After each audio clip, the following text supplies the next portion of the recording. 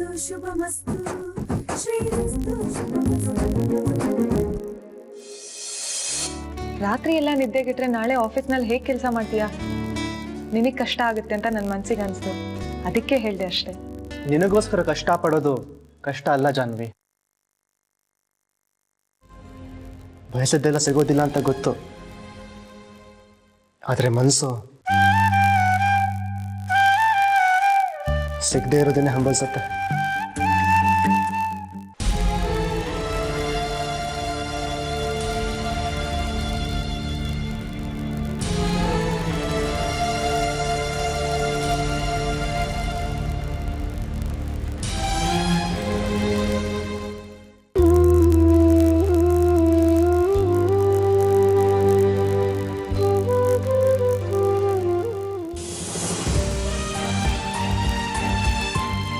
ಹುಷಾರಾದ್ಯ ಮಗಳೇ? ಜಾನು, ಯಾಕಮ್ಮ ಅಳ್ತಿದೀಯಾ? ಗೊತ್ತಿಲ್ಲಪ್ಪ, ಮನಸ್ಸಿಗೇನೋ ಸಂಕಟ, ನನಗೇನೋ ಬೇಕು ಅನ್ನೋ ಆಸೆ. ಏನ್ ಬೇಕು ಅಂತ ಕೇಳು ಮಗಳೇ. ಸಿಗುವಂಥದ್ದಲ್ಲಪ್ಪ, ಬೇಡ ಬಿಡಿ. ಎಷ್ಟು ಲಭ್ಯನೋ ಅಷ್ಟೇ ಲಭ್ಯ. ಜಾನವಿನ ಹೇಗ್ ನಗ್ಸೋದು ಅಂತ ನಂಗೆ ಚೆನ್ನಾಗಿ ಗೊತ್ತು. ಅಳ್ಬೇಡ್ವೆ ಜಾನು, ನೋಡು ದೇವ್ರೆಲ್ಲ ಒಳ್ಳೇದ್ ಮಾಡ್ತಾನೆ. ಇವತ್ತೇನಾಯ್ತು ಗೊತ್ತಾ? ಏನಾಯ್ತು ಅಂತ ಕೇಳೆ. ಏನಾಯ್ತು? ಮದನ್ ಬಂದಿದ್ರು, ನನ್ನ ಇವ್ರನ್ನ ಮೂಳೆ ಡಾಕ್ಟರ್ ಹತ್ರ ಕರ್ಕೊಂಡು ಹೋಗಿದ್ರು ಕಣೆ. ಅಲ್ಲಿ ಡಾಕ್ಟರ್ ಎಷ್ಟು ಚೆನ್ನಾಗ್ ಮಾತಾಡ್ಸಿದ್ರು ಅಂತೀಯ ಮದನ್ ಅವ್ರನ್ನ. ಡಾಕ್ಟರ್ ಎಲ್ರು ಚೆನ್ನಾಗೇ ಮಾತಾಡ್ಸೋದು. ಹಂಗ ಮಾತಾಡ್ಸೋದ್ರಿಂದ ಪೇಷಂಟ್ ಗಳಿಗೆ ಡಾಕ್ಟರ್ ಮೇಲೆ ನಂಬಿಕೆ ಬರೋದು. ಮುಚ್ಚೋ ಬಾಯಿ, ಮದನ್ ನಿನ್ ಪೇಷಂಟಾ? ಒಂಥರ ಹಂಗೆ ಎಲ್ಲದಕ್ಕೂ ಬಾಯಿ ಹಾಕೊಂಡ್ ಬರ್ಬೇಡ್ವೋ. ನೋಡೆ ಜಾಹ್ನವಿ, ಬುಧವಾರ ನಿನ್ ನಿಶ್ಚಿತಾರ್ಥ, ಗುರುವಾರ ನಿಮ್ಮ ಅಪ್ಪನ ಕಾಲಿನ ಆಪರೇಷನ್, ಆಮೇಲೆ 1 ತಿಂಗಳು ಬಿಟ್ಟು ನೋಡ್ತಾ ಇರೋ ನಿಮ್ಮಪ್ಪ ರೇಸ್ ಕುದ್ರೇನೆ. ನೋಡಿದ್ಯಾ ಮದನ್ ಎಷ್ಟು ಸಭ್ಯಸ್ಥರು ಅಂತ? ಕೊಟ್ಟ ಮಾತಿಗೆ ನಿನ್ನ ದೊಡ್ಡ ಕನ್ಸನ್ನ ನೆರವೇರಿಸ್ತಿದ್ದಾರೆ. ಮೊದ್ಲೇದಾಯ್ತು. 2ನೇದು, ರವಿಗೊಂದ್ ಕೆಲ್ಸ, ಅವನ್ಗೊಂದ್ ನೆಲೆ, ಅದನ್ನು ಮಾಡೇ ಮಾಡ್ತಾರೆ. ಯಾರಿಗ್ ಗೊತ್ತೋ, ಅವನಿಗೆ ಕೆಲ್ಸಾನು ಕೊಡ್ಸಿ ಮದ್ವೆ ಮಾಡಿದ್ರೆ. ಯಾವನಿಗೆ ಬೇಕಮ್ಮ ಅವ್ನ್ ಕೆಲ್ಸ? ಅಕ್ಕ, ಬ್ಯಾಂಕಲ್ಲಿ 30,000 ಲೋನ್ ಕೊಡ್ತಾರ ಕೇಳು. ಯಾವ್ದಾದ್ರು ಬಾರ್ ಪಕ್ಕ ಬೋಂಡಾ ಬಜ್ಜಿ ಅಂಗಡಿ ಹಾಕ್ತೀನಿ.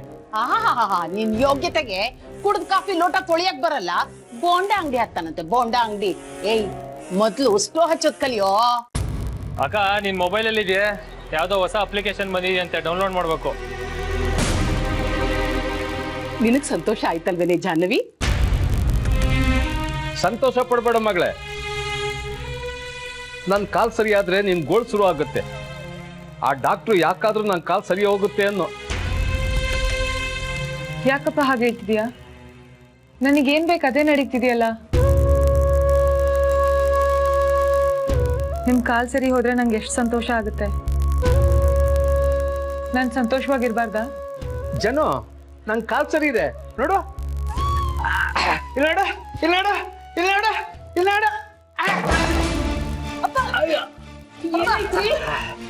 ಅಮ್ಮ, ಏಟಾಯ್ತಾ? ಸುಮ್ಮನೆ ಕೂರದೇ ಇಲ್ವಲ್ಲಪ್ಪ ನೀನು. ನನ್ಗೆ ಆಪರೇಷನ್ ಬೇಡ ಮಗಳೇ, ಬೇಡಮ್ಮ.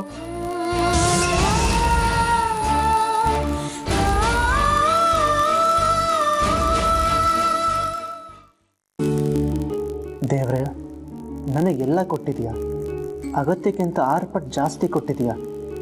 ಆರ್ತ ಎಂದರೆ ಆರೈಕೆ, ಯಶಸ್ಸು, ವ್ಯಾಪಾರದಲ್ಲಿ ಸಕ್ಸಸ್ಸು, ಎಲ್ಲ ಕೊಟ್ಟಿದೀಯಾ. ನನ್ನ ಹತ್ರ ಇಂಥದ್ದಿಲ್ಲ, ಕೊಡು ಅಂತ ಕೇಳೋ ಅವಕಾಶನೇ ಕೊಟ್ಟಿಲ್ಲ ನೀನು. ಆದರೂ ಮನುಷ್ಯ ನಾನು ನಿನ್ನ ಮುಂದೆ ಒಂದು ಬೇಡಿಕೆ ಇಟ್ಕೊಂಡು ನಿಂತಿದ್ದೀನಿ. ಇದು ಒಂದನ್ನು ಕರುಣಿಸು. ಇನ್ನೇನನ್ನೂ ಕೇಳಲ್ಲ ಲೈಫಲ್ಲಿ. ಪ್ರಾಮಿಸ್. ಜಾನ್ವಿ ಅವಳ ಜೀವನದಲ್ಲಿ ಏನೆಲ್ಲ ಬಯಸ್ತಾಳೋ ಅದು ಅವಳಿಗೆ ಸಿಗಲಿ, ಸದಾ ಸುಖವಾಗಿರಲಿ. ಬೇಕಿದ್ರೆ ಅವಳು ನೋವೆಲ್ಲ ನಾನು ತಗೋತೀನಿ. ಅವಳು ಸದಾ ನಗ್ನಾಗ್ತಾ ಇದ್ದು ಮೊದಲಿನ ಹಾಗೆ ಸುತ್ತ ಇರೋರಿಗೆಲ್ಲ ಸಂತೋಷ ಹಂಚೋ ಹಾಗೆ ಮಾಡು. ಅಷ್ಟೇ ನಾನು ಕೇಳ್ಕೊಳ್ಳೋದು ದೇವ್ರೆ.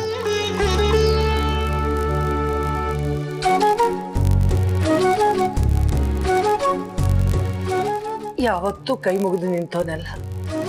ಕೆಲಸವೇ ದೇವರು, ಪ್ರೀತಿನೇ ಪೂಜೆ ಅಂತಿದ್ದವನು ಇವತ್ತು ಹೀಗೆ ನಿಂತಿದ್ಯಾ ಅಂದಮೇಲೆ ಬಲವಾದ ಕಾರಣ ಇರಬೇಕು. ಹೌದಜ್ಜಿ, ನಾವು ಯಾವಾಗ ದೇವ್ರನ್ನ ಬೇಡ್ಕೋತೀವಿ ಹೇಳು? ಏನೋ ಕಳ್ಕೊಳ್ಳೋ ಭಯ ಇದ್ದಾಗ. ನಿಂಗೆ ಅಂತ ಕಳ್ಕೊಳ್ಳೋ ಭಯ ಏನಿದೆ ಶ್ರೀ? ಇರುತ್ತಲ್ಲ ಅಜ್ಜಿ.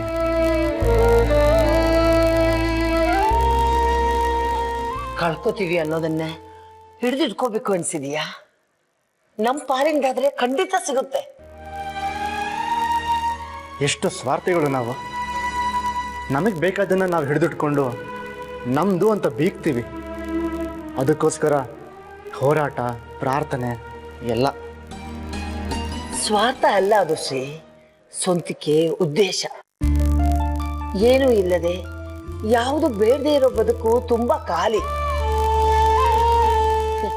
ಸನ್ಯಾಸಿಗೂ ಒಂದು ಉದ್ದೇಶ ಅಂತ ಇರುತ್ತೆ.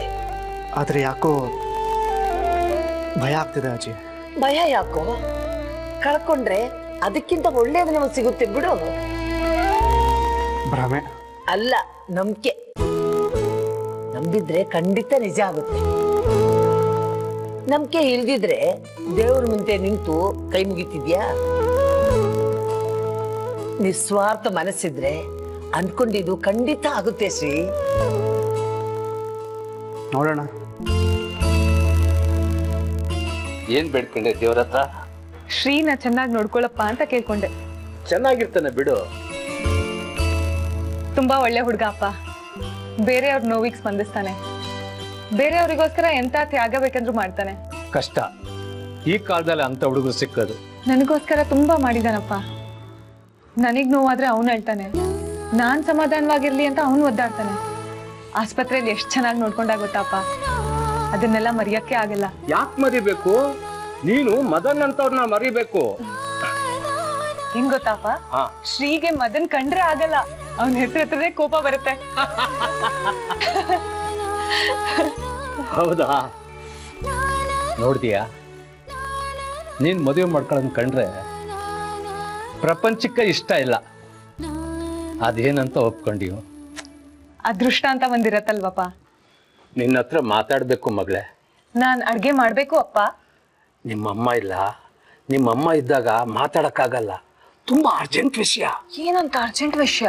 ಸುನಂದನ್ನ ಮದುವೆ ಮಾಡ್ಕೋಬಾರ್ದಾಗಿತ್ತು. ಒಬ್ರ ಮೇಲೆ ಒಬ್ರಿಗೆ ಪ್ರೀತಿನೂ ಇಲ್ಲ, ಗೌರವನೂ ಇಲ್ಲ. ಅಮ್ಮಂಗ್ ನಿನ್ ಮೇಲೆ ಪ್ರೀತಿ ಇದೆ ಅಪ್ಪ. ನಿನಗೂ ತಮಾಷೆ ಮಾಡಕ್ ಬರುತ್ತೆ ಬಿಡು. ಪ್ರೀತಿ ಇಲ್ದೆ ಇದ್ರೆ ನಿನ್ ಮಂಡಿ ಆಪರೇಷನ್ ಬಗ್ಗೆ ಅಮ್ಮ ಯಾಕೆ ಆಸಕ್ತಿ ತೋರಿಸ್ತಿದ್ರು? ನನಗ್ ಮಂಡಿ ಆಪರೇಷನ್ ಬೇಡ ಜಾನು. ಯಾಕಪ್ಪ? ವಯಸ್ಸಾಗಿದೆ, ಮುಕ್ಕಾಲ್ ಪಾಲ್ ಜೀವನ ಮುಗ್ದಿದೆ. ಈ ವರ್ಷನೋ ಮುಂದಿನ ವರ್ಷನೋ ಹೋಗ್ತೀನಿ. ಅಂತದ್ರಲ್ಲಿ ಆಪರೇಷನ್ ಯಾಕೆ ಬೇಕು? ಏನಾಗಿದೆ ನಿಂಗೆ? ಯಾಕೆ ಹೀಗೆಲ್ಲ ಮಾತಾಡ್ತಿದ್ಯಾ? ಓ, ಆಪರೇಷನ್ಗೆ ಹೆದ್ರಿ ಹೀಗೆಲ್ಲ ಮಾತಾಡ್ತಿದ್ಯಾ? ಸಾವುಗೆ ಹೆದರ್ಲಿಲ್ಲ, ಆಪರೇಷನ್ಗೆ ಹೆದರ್ತೀನ? ಪ್ಲೀಸ್ ಅಪ್ಪ, ಹಾಗೆಲ್ಲ ಮಾತಾಡ್ಬೇಡ. ನೀನ್ ಆರಾಮಾಗಿ ಓಡಾಡ್ಬೇಕು ಅನ್ನೋದ್ ನನ್ನ ಆಸೆ. ನಾನಂತೂ ನನ್ನ ಮನಸ್ಸಿನಲ್ಲಿರೋದನ್ನ ಹೇಳಿದ್ದೀನಿ. ನನ್ನ ಆಸೆ ನೀನ್ ನೆರವೇರ್ಸಲ್ವಾ? ಈ ವಿಷಯದಲ್ಲಿ ನನ್ನ ಬಲವಂತ ಮಾಡಬೇಡ ಮಗಳೇ. ಅಮ್ಮಂಗೆ ಏನ್ ಉತ್ತರ ಕೊಡ್ತೀಯಾ? ಅವಳಿಗೆ ಯಾಕೆ ಹೆದರ್ಬೇಕು? ಪ್ಲೀಸ್ ಅಪ್ಪ, ಆಪರೇಷನ್ ಬೇಡ ಅನ್ಬೇಡ. ಈ ವಿಷಯದಲ್ಲಿ ಚರ್ಚೆ ಮಾಡಬೇಡ. ಇನ್ನು ಹೆತ್ತು ತಾಯಿ ಮೇಲೆ ಆಣೆ, ನಾನು ಆಪರೇಷನ್ ಮಾಡಿಸ್ಕೊಳ್ಳಲ್ಲ.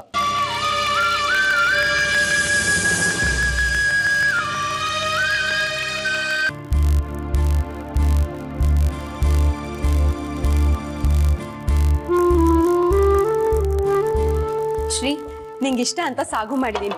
ಅತ್ತೆ, ನೀವು ಶ್ರೀ ಜೊತೆ ಊಟ ಮಾಡ್ಬಿಡಿ. ಇವತ್ತು ನಾನೇ ಬಡ್ಸೋದು ಅಲ್ವೇನಪ್ಪ?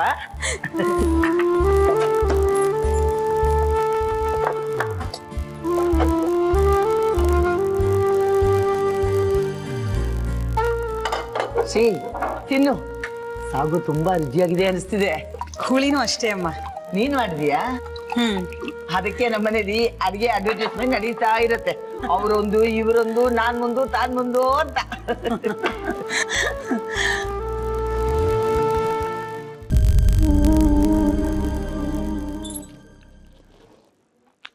ಇದೇನಿದು ಉಪ್ಪಿನ ಮಯ? ಉಪ್ಪ ಇಲ್ವಲ್ಲ, ನಾನ್ ನೋಡಿದಾಗ ಸರಿಯಾಗೇ ಇತ್ತು. ಎಲ್ಲಿ ಶ್ರೀ?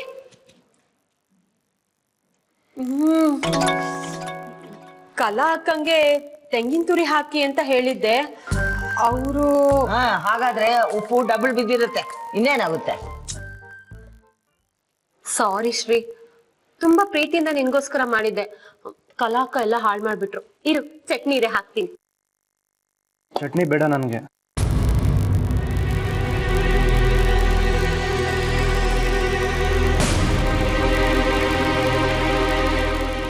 ಶ್ರೀ, ಉಪ್ಪಾಗಿದೆ ಕಣೋದು, ತಿನ್ಬೇಡ. ಮೊಸರು ತಗೊಂಡ್ಬರ್ತೀನಿ ಇರಿ ಅಕ್ಕ.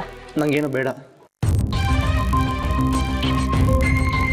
ಯಾಕೋ ಹೊರಗಡೆ ಏನಾದ್ರು ತಿನ್ಕೊಂಬಂದಿಯಾ? ಇಲ್ಲ, ಯಾಕೋ ನಂಗೆ ಆಗ್ತಿಲ್ಲ ಮಾಮ್. ಶ್ರೀ, ಒಂದೇ ಒಂದ್ ಚಪಾತಿ ತಿನ್ನೋ ಸಾಕು. ಉಪವಾಸ ಇರಬಾರ್ದು ಕಂದ, ಒಂದ್ ಚಪಾತಿ ತಿನ್ನು. ಏನು ಬೇಡ ಮಾಮ್ಸ್, ಪ್ಲೀಸ್.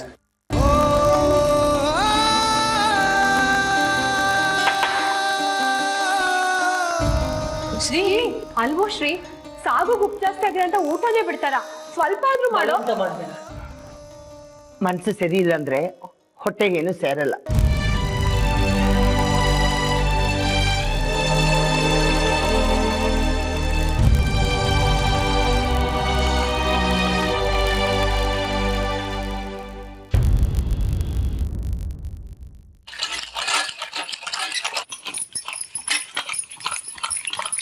ಬಾಣಂತಿರಿಗೆ ಹಿಡಿಯುತ್ತಲ್ಲ ಸನ್ನಿ ಅಂದ್ರೆ ಹುಚ್ಚು, ಅದೇನಾದ್ರೂ ಹಿಡಿದಿದ್ಯಾ ನಿಮಗೆ ಅಂತ? ಎದ್ದಿದ್ದೀರೇನ್ರಿ? ನಿಮ್ಮನ್ನೇ ಕೇಳ್ತಿರೋದು, ಉತ್ತರ ಕೊಡಿ.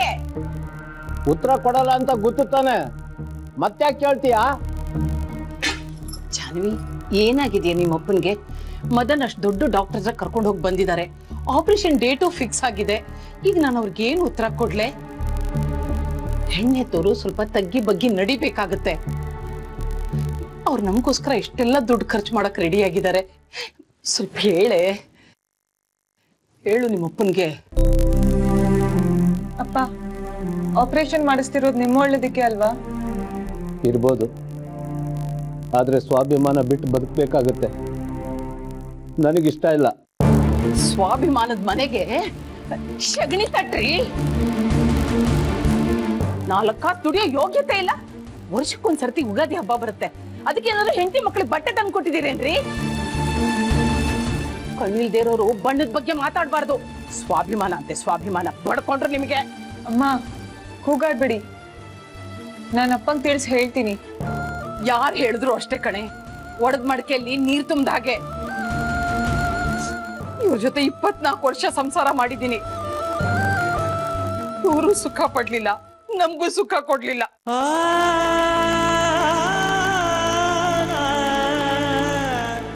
ಈಗ ದೇವ್ರು ಕಣ್ ಬಿಡ್ತಿದ್ದಾನೆ, ಬದುಕು ಸುಧಾರಿಸ್ತಾ ಇದೆ. ಈ ಮನುಷ್ಯ ಕಲ್ಲು ಹಾಕ್ತಿದ್ದಾನೆ ನೋಡೆ ಹೇಗ್ ಮಲ್ಗಿದ್ದಾರೆ ಅಂತ. ನೀವೇನ್ ಮಗಳಿಗೆ ಅಪ್ಪನೋ ವೈರಿನೋ? ಅಮ್ಮ, ಅಪ್ಪನ ಮೇಲೆ ಕೂಗಾಡ್ಬೇಡಿ. ಅವ್ರು ಹೀಗೆ ಯಾಕೆ ಮಾಡ್ತಿದ್ದಾರೆ ಅಂತ ತಿಳ್ಕೊತೀನಿ. ಹೇಳಿಲ್ವಾ ಮಗಳೇ, ಆಪರೇಷನ್ ವಿಷಯ ಮಾತಾಡ್ಬೇಡ ಅಂತ? ಮಗಳ ಮದುವೆ ಮುರಿತಿದ್ದೀರಲ್ರಿ.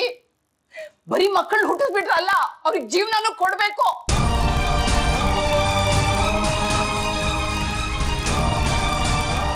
ಜಾಹ್ನವಿ ಮದ್ವೆ ನಡೆಯೋದ್ ಬೇಡ್ವಾರಿ. ಮದನ್ ಅವಮಾನ ಮಾಡಿದ್ರೆ ಅವ್ರು ನಮ್ ಸಂಬಂಧನ ಬೆಳೆಸ್ತಾರ? ಮಗಳ ಮದ್ವೆ ಮುರಿದ್ರೆ ನಿಮ್ ಸ್ವಾಭಿಮಾನ ಏನು ಕೆರೆಯುತ್ತಾರಿ?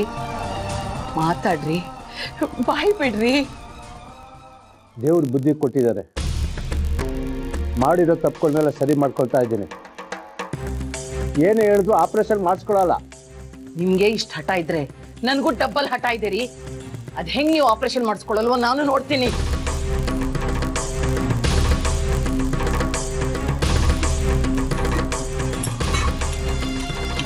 ಒಂದು ಅದು ಮಂಡೆ.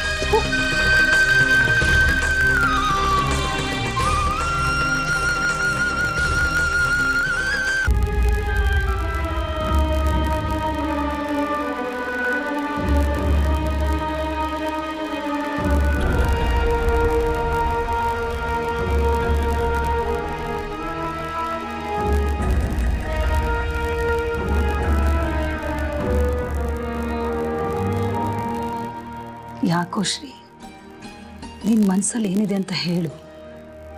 ಹೀಗೊಬ್ನೇ ಅನುಭವಿಸ್ಬೇಡ್ವೋ? ನಾವು ಬೇಜಾರು ಮಾಡ್ಕೋತೀವಿ ಅಂತ ನೀನ್ ನಮ್ಮ ಹತ್ರ ಹೇಳಲ್ಲ ಅನ್ನೋದು ನಮ್ಗೆ ಗೊತ್ತು. ಆದ್ರೆ ನೀನ್ ಹೀಗಿದ್ರೆ ನಮ್ಗೆ ಇನ್ನೂ ಬೇಜಾರಾಗುತ್ತೆ ಶ್ರೀ. ಸದಾ ಎಲ್ಲೋ ಇರತ್ತೆ ನಿನ್ ಮನ್ಸು, ಮಾತಿಲ್ಲ, ನಗು ಇಲ್ಲ. ಹೋಗ್ಲಿ, ಹೊತ್ತೊತ್ತಕ್ಕೆ ಸರಿಯಾಗಿ ಊಟನಾದ್ರೂ ಮಾಡ್ತೀಯಾ? ಅದು ಇಲ್ಲ. ಹೀಗಾದ್ರೆ ನಿನ್ನ ಆರೋಗ್ಯ ಏನಾಗ್ಬೇಕು ಶ್ರೀ? ನೀನ್ ಹಾಸ್ಪಿಟ್ಲಿಂದ ಫೋನ್ ಮಾಡಿದಾಗ ಖುಷಿಯಾಗಿದ್ದಾನೆ, ಮೊದಲ ಹಾಗೆ ಮಾತಾಡುವಂತ ಅತ್ತೆ ಎಷ್ಟು ಸಂಭ್ರಮಿಸಿದ್ರು ಗೊತ್ತಾ? ನೀನ್ ಹೇಗಿದ್ಬಿಟ್ರೆ ನನಗೆ ಚಿಂತೆ ಆಗತ್ತೆ ಕಣ. ನಿನಗೇನಾಗ್ಬಿಡತ್ತೋ ಅನ್ನೋ ಕಳವಳ ಆಗತ್ತೆ. ಶ್ರೀ, ಚಿಕ್ಕ ವಯಸ್ಸಿಂದ ನಿನ್ನ ನೋಡ್ತಾ ಇದ್ದೀನಿ. 27 ವರ್ಷದಲ್ಲಿ ಯಾವತ್ತೂ ನಿನ್ನನ್ನು ಇಷ್ಟು ಬೇಜಾರಿನಲ್ಲಿ ನೋಡಿರ್ಲಿಲ್ಲ. ನೀನ್ ಹಸನ್ಮುಖಿಯಾಗಿದ್ರೆ ನಮ್ಮನೆ ದೀಪ ಬೆಳಗುತ್ತೆ ಕಣೋ. ನೀನ್ ಹೀಗಿದ್ರೆ ನಾವು ಕತ್ಲಲ್ಲಿದ್ದೀವೇನೋ ಅನ್ಸ್ಬಿಡತ್ತೆ.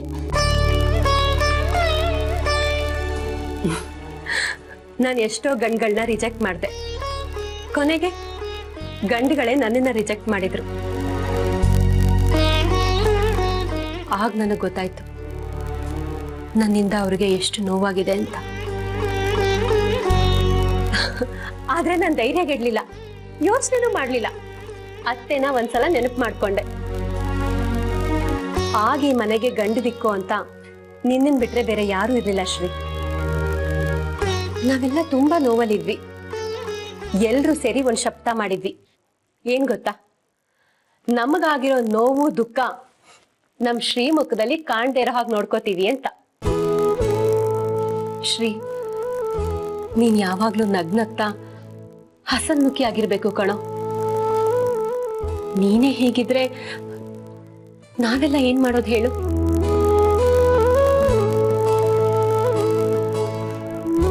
ಇಲ್ಲಿವರೆಗೂ ನೀನೇನೇ ಮಾಡಿದ್ರು ಯಾಕೆ, ಏನು, ಎತ್ತ ಅಂತ ಅವ್ರು ಯಾವತ್ತೂ ನಿನ್ನನ್ನು ಕೇಳಿಲ್ಲ. ಯಾಕೆ ಗೊತ್ತಾ? ನೀನು ಯಾವುದೇ ವಿಷಯ ಯಾವತ್ತೂ ನಮ್ಮಿಂದ ಮುಚ್ಚಿಟ್ಟವನಲ್ಲ. ನೀನು ಯಾವಾಗ ಹೇಳಬೇಕು ಅನ್ಸುತ್ತೋ ಆವಾಗಲೇ ಹೇಳು. ಈಗಲೂ ಅಷ್ಟೇ, ನಿನ್ನನ್ನು ಏನೂ ಕೇಳಲಿಲ್ಲ ಅವರು. ನಮಗೆ ಹೇಳಿದ್ರು ಅವನಿಗೆ ಬಲವಂತ ಮಾಡಬೇಡಿ, ಏನೂ ಕೇಳಬೇಡಿ ಅಂತ. ನೀನು ಊಟ ಮಾಡಿಲ್ಲ ಅಂತ ಅತ್ತೆ ಎದ್ದು ಹೋದ್ರು. ನೀವಿಬ್ರು ಊಟ ಮಾಡಿಲ್ಲ ಅಂತ ನಾವ್ಯಾರು ಊಟ ಮಾಡಿಲ್ಲ ಗೊತ್ತಾ? ವಸು, ಸ್ವಲ್ಪ ಸುಮ್ಮನೆ ಇರು. ಹೀಗೆಲ್ಲ ಹೇಳ್ತಾರಾ?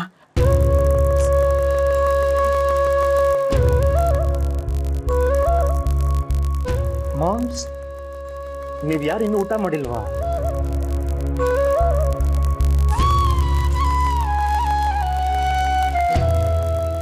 ಸಾರಿ ಮಾಮ್ಸ್, ನಿಮಗೆ ಬೇಜಾರು ಮಾಡಬೇಕು ಅನ್ನೋ ಉದ್ದೇಶ ನನಗಿರಲಿಲ್ಲ. ಅದೇನಾಯ್ತು ಅಂದರೆ,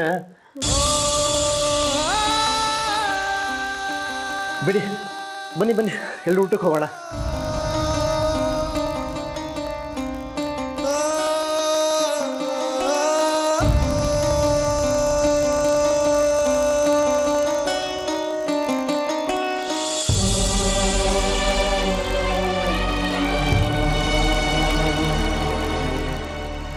ಮನುಷ್ಯನ ಜೀವನದಲ್ಲಿ ದೇವರು ಏನೆಲ್ಲ ಕೊಡ್ತಾನೆ? ಪ್ರೀತಿನೂ ಕೊಡ್ತಾನೆ, ಬೇರೆ ಬೇರೆ ಥರದ ಪ್ರೀತಿ ಇರುತ್ತೆ ಅಂತ ಅರ್ಥ ಮಾಡಿಸ್ತಾನೆ. ಓ, ಈ ಪ್ರೀತಿ ಹೀಗ ಅಂತ ತಿಳ್ಕೊಳ್ಳೋ ಅಷ್ಟರಲ್ಲಿ ನಮ್ಮ ಜೊತೆಗಿರೋರಿಗೆ ಎಷ್ಟು ನೋವು ಮಾಡಿರ್ತೀವಿ ಅನ್ನೋದನ್ನ ಮರ್ತೇ ಬಿಟ್ಟಿರ್ತೀವಿ. ನಮ್ಮ ನೋವು ನಮಗೆ ದೊಡ್ಡದು ಅನ್ನೋ ಭಾವನೆ ಬಂದ್ಬಿಟ್ಟಿರುತ್ತೆ. ಆದ್ರೆ ಅದೆಲ್ಲ ನನ್ನ ಪ್ರೀತಿ, ಅದೆಲ್ಲ ಮಾಂಸ ನನ್ನ ಪ್ರೀತಿ. ಇದು ನನ್ನ ಪ್ರೀತಿ ಇಲ್ಲಿದೆ, ನಿಮ್ಮಲ್ಲಿದೆ. ಅದು ನಾನು ಯಾವತ್ತೂ ಕಳ್ಕೊಳ್ಳೋದಿಲ್ಲ. ಸಿಕ್ಕಿರೋ ಪ್ರೀತಿನ ಬಿಟ್ಟು ಸಿಗದೇ ಇರೋ ಪ್ರೀತಿನ ಹುಡ್ಕೊಂಡು ಹೋಗೋದ್ರಲ್ಲಿ ಯಾವ ಅರ್ಥನೂ ಇಲ್ಲ ಮಾಂಸ.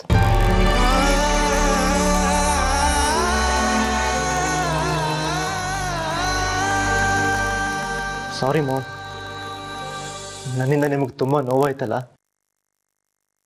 ನನ್ನಂತೂ ನಿಮಗೆ ಇನ್ನೊಂದ್ಸಲ ಈ ಮಾತು ನಿನ್ನ ಬಾಯಿಂದ ಬರಬಾರ್ದು. ನೀನು ಯಾವತ್ತೂ ಯಾರಿಗೂ ನೋವು ಕೊಟ್ಟವನಲ್ಲ. ನನ್ನ ಹೊಟ್ಟೆಲಿ ಹುಟ್ಟು ಬಂದಿದೆಯಲ್ಲ, ಅದೇ ನನ್ನ ಪುಣ್ಯ. 1000 ಜನ 1000 ಸಲ ಹೇಳಿದ್ರು ನಿನ್ನ ಹುಟ್ಟು ನನ್ನನ್ನು ನನ್ನ ಗಂಡನಿಂದ ದೂರ ಮಾಡ್ತು ಅಂತ. ಯಾರು ಏನೇ ಹೇಳಿದ್ರು ನಿನ್ನ ಮುಖದಲ್ಲಿ ನಗು ಇತ್ತು. ಆ ನಗುನ ನೋಡ್ಕೊಂಡೆ ನನ್ನ ದುಃಖ ಮರೆತೆ. ಈಗ ಆ ನಗುನ ನಮ್ಮಿಂದ ದೂರ ಮಾಡಬೇಕು.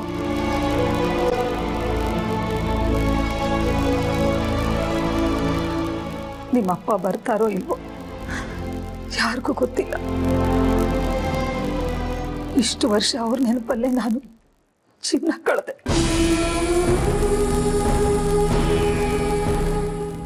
ಆ ನೋವನ್ನೆಲ್ಲ ಮರೆಸಿದ್ದೇನು ಗೊತ್ತಾ? ಈ ನಿನ್ನ ನಗು. ಈಗ ನಿನ್ನ ಮುಖದಲ್ಲಿ ನಗುನೇ ಇಲ್ಲ ಅಂದ್ರೆ ನಾನೇನಾಗ್ಬೇಡ.